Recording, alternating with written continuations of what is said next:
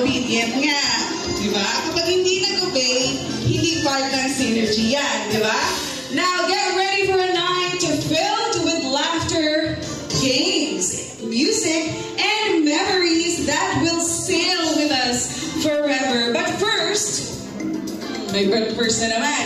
But first, let us warm up with a little friendly competition. Oh. I want everyone to stand. A little stretching. Alam ko malang, grabe yung biyahe kanina. Tapos bumper yung traffic. Everyone, you're requesting everyone to stand. Mapababae, mapalalaki, mabata-bata. John Bert Araban kasi. Sige ma'am, thank you kid. We will start our program with a game. And of course, pag game, merong prize. Alam ko hindi kayo into prizes, pero this is something sentimental, of course, prepared by our company, Synergy, of course.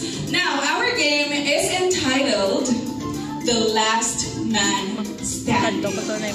Okay.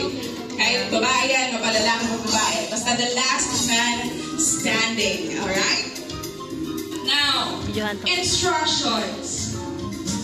The rules are simple.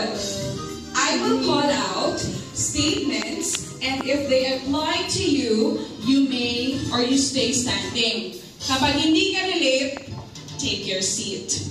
Yun lang naman, di ba? Sobrang easy. Hindi ko naman kayo pinapaano eh. Ano nga yun? Pinapamaneuver. Alright.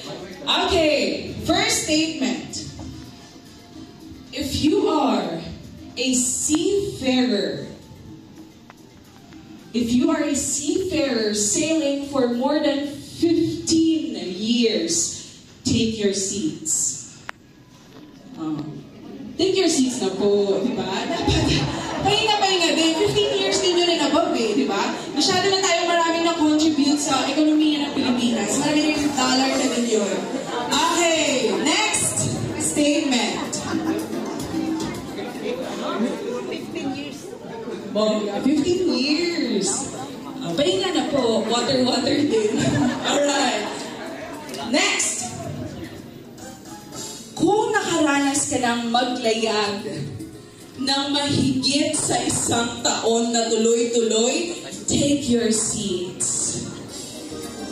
Ayun na. Very good talaga yung synergy. Into the contract, no? Pag sinabing uwi. Okay.